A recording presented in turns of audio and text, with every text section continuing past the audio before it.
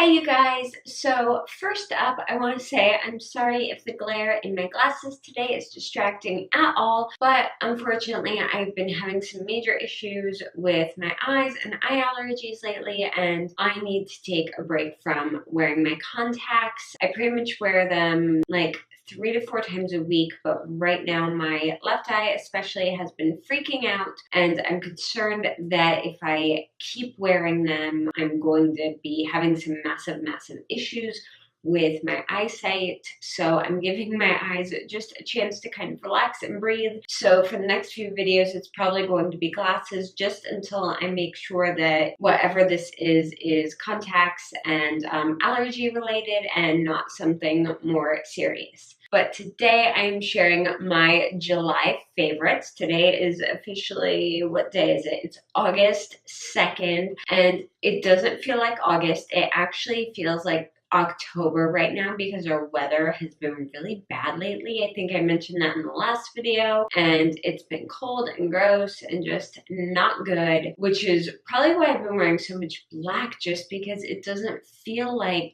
August. Like August is normally like hot and sunny. It just feels very weird to me that it's August. Like the only reason I remembered to film my July favorites was because I wrote it down on a calendar, not because, hey, it feels like the end of July. I'm just rambling at this point. Okay, I'm just gonna get into this. Like always, I have some beauty favorites and some non-beauty favorites. I actually have more beauty favorites than normal this month, which is kind of nice. So first up is what I'm wearing on my eyes today, and this is the Anastasia Soft Glam palette. I love this palette. I think it is fantastic. It's a very good neutral everyday kind of palette. It's very good for day to night as well, which I really like. If you haven't seen it, I do have a review and tutorial on it that I will link somewhere up here. Today on my eyes, I just have Orange Soda and Rustic in my crease, and then Tempera on my lid. Went for a very light eye look just to try not to irritate them worse. But I really like this palette. It's kind of one of those ones that if I was traveling, I would be highly likely to grab this because it's great for neutral looks. It's great for daytime. It's great for night, and you can add a lot of drama with these three highly sparkly shades up here. So that is a huge favorite of mine. Next up is this. This is probably my new best friend, and this is the Sonia Kashuk Quick Clean Dry Brush Spray. Oh, if you use the same brush over and over again like I do, like I have one favorite blending brush that I use constantly, then you will definitely want something like this because this is fantastic. It cleans all the junk off my brushes really quick. They're ready to go. They're nice and soft, and it just works beautifully. I don't like going through a ton of paper towels and stuff, so I just have a bunch of washcloths, and what I'll do is I'll just spritz a little bit of this on the brush, rub it around on the washcloth, and everything will come clean. And then I'll just throw the washcloths in the laundry and all the makeup comes out of them. So it's fantastic. I really like this. And it in general works better, for me at least, than using like a color switch or something else that just kind of fluffs the color out of the brush. Next up is actually the lip gloss I'm wearing right now, and this was a huge surprise to me. This is the Wet n Wild Color Icon Lip Gloss, and this is in the shade Featherless. This is from their new Flights of Fancy collection that I reviewed, and when I first got it, I was like, I don't know, I think this is going to be the type of lip gloss that creates that weird line in your lip, and it's just going to look gross, and I don't like how the color looks, and this and that. I've worn it a few times and I like it a lot more now. First of all, you do not get that funky line at all, which is a miracle because I get that line with like $20, $30 lip glosses, that gross lip gloss line. Not with this. This wears off beautifully. It wears off smooth and evenly.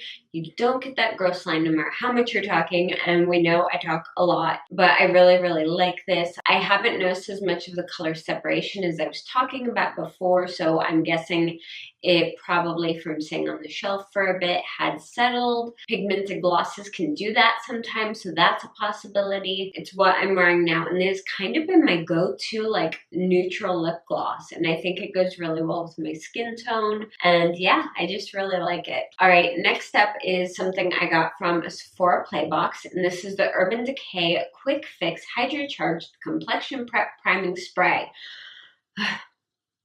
The length of these product names is getting ridiculous. This has all kinds of good stuff in it for your skin. I love this as a primer. I think it's fantastic. It's just a nice neutral spray primer, and it functions more as a spray on moisturizer than a primer. I noticed it doesn't like change my foundation a whole lot, but that's fine to me. I love that this is great for just giving my skin a little extra boost of moisture before I put on my foundation, especially if I'm using a more matte foundation, because usually it's a few hours between when I do my morning skincare and when I do my makeup. So I'll just spritz this on, let it soak into my skin for a minute, and then do my foundation, and everything looks gorgeous. So I'm a really big fan of this, and I'll probably pick up a full size of this when I run out. Though I do have like a drawer full of primers, so technically I probably shouldn't, but I really, really like this one. I also like the convenience of having a spray on primer, because I don't like, especially primers with like mica and stuff, and them getting that all over my hands. Speaking of primers that do that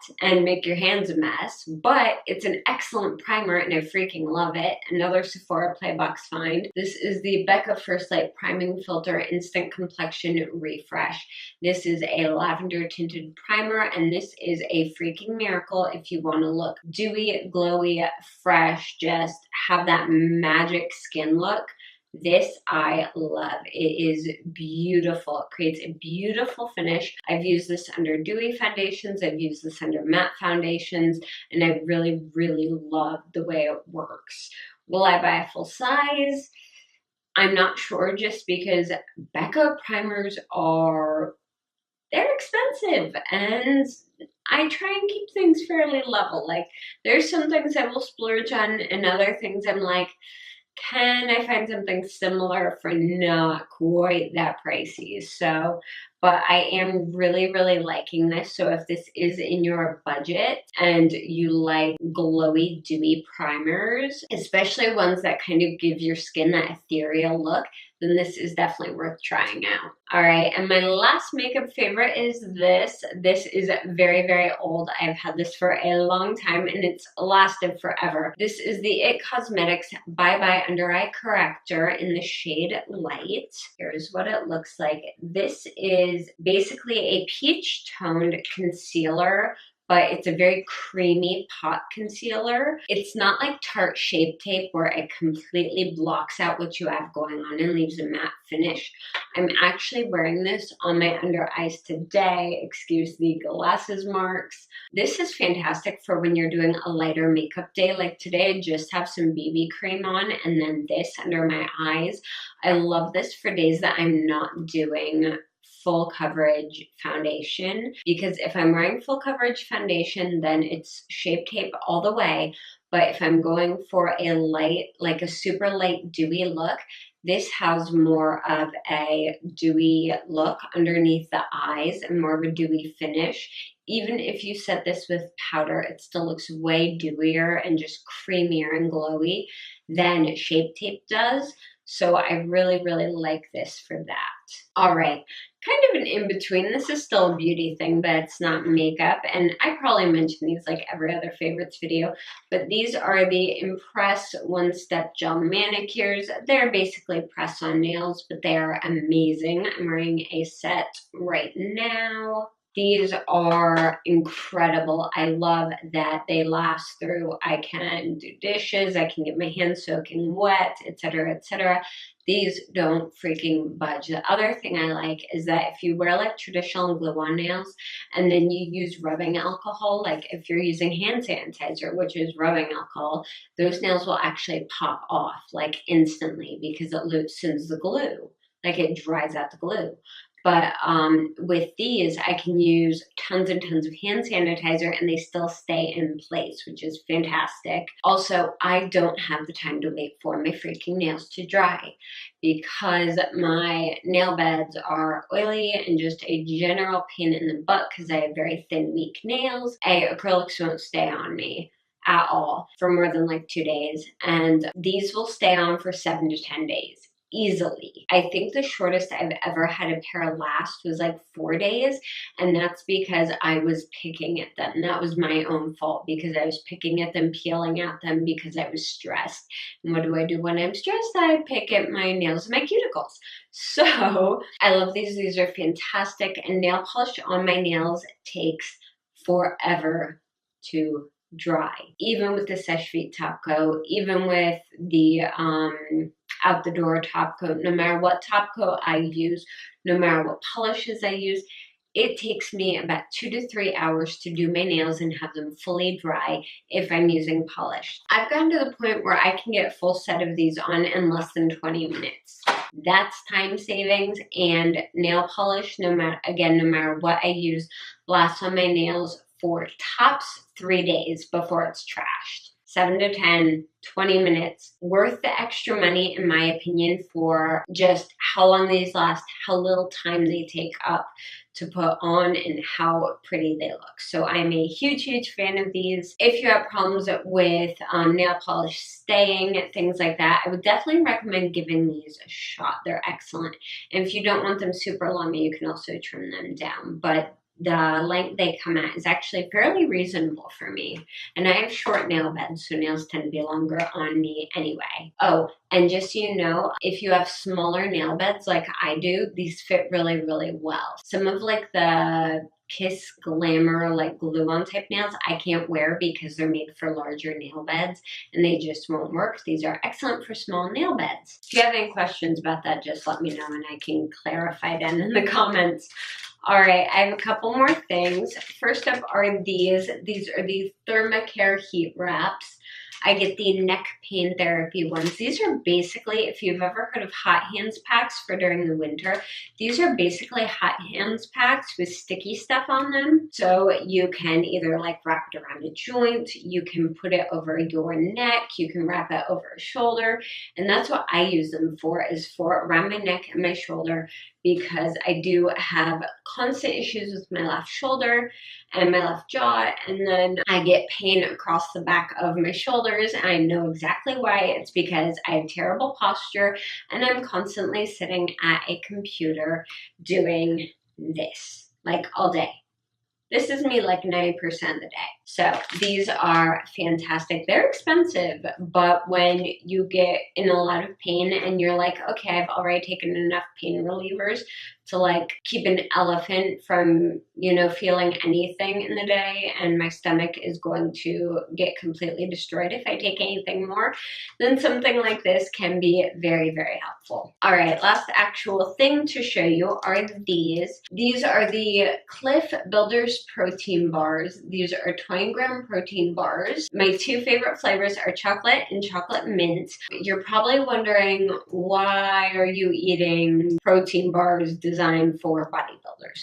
Well, one, I use these as meal replacement bars, as in I am too freaking busy to sit down and eat a meal, and I don't eat fast food except for like Chick-fil-A, because Chick-fil-A is amazing, or like Moe's or Chipotle or things like that. But I don't eat like McDonald's, Taco Bell, Wendy's. I just don't do it because I will get violently ill. These are 270 calories each, so these make a great on-the-go kind of meal. I pack like one of these and then, some popcorn or something else, and I'm good to go. Also, it helps keep my protein intake up because I am trying to lose body fat. I've had some stubborn body fat that's been hanging on and I want it to go away. So I am kind of loosely tracking my calories and my macros to help kind of lose that extra body fat. And this helps with that, with keeping my protein up without having to eat the equivalent of like a full chicken every single day, because I can't eat that much chicken in a day. Now, if it was bacon, that much bacon I can probably eat quite easily. Last favorite is actually a show. You guys know I've been sharing one of my favorite Korean dramas with you every month. And this month, it's killing me because the drama we're watching is taking me and my husband forever to get through because we have both been so busy. We've only been able to watch about one episode a week. And that show is Goblin, the Great and Lonely God. I have been putting off watching this drama forever, even though I've heard it's amazing, because I was worried that it was going to be too sad, too dark, that it was going to like stress me out. And it does a little bit, but honestly, it is probably one of my favorite Korean dramas so far. It doesn't fall into like a lot of the standard themes you get in Korean dramas. It's really, really good. And I love the relationship between the Goblin and the Reaper and just the way those two play off of each other. Like if those characters were real humans, like I would so want to hang out with them and like go out for lunch because they're just so much fun to hear banter back and forth. But Goblin is available on Drama Fever, which is where I watch all my Korean dramas because it's only $5 a month, really inexpensive, and they have like nearly every excellent Korean drama on there. There's a couple you can't get on there, but the majority of them are on there. So that is everything for my July favorites, guys. I hope that you enjoyed this video. If you did, please give it a thumbs up and don't forget to subscribe to my channel. You can also keep up with me on Twitter, Instagram, Facebook, and Snapchat. I'm pretty much everywhere, and all the links for those are down below. Also, I post every Wednesday and Friday, so if you aren't subscribed, you should check back on Wednesdays and Fridays. But you could make it easy and just subscribe and click the little notification bell, and then you won't have to worry about checking back because you'd be notified, right? Yeah. Anyway, thank you guys so much for watching, and I will see you again very, very soon. Bye.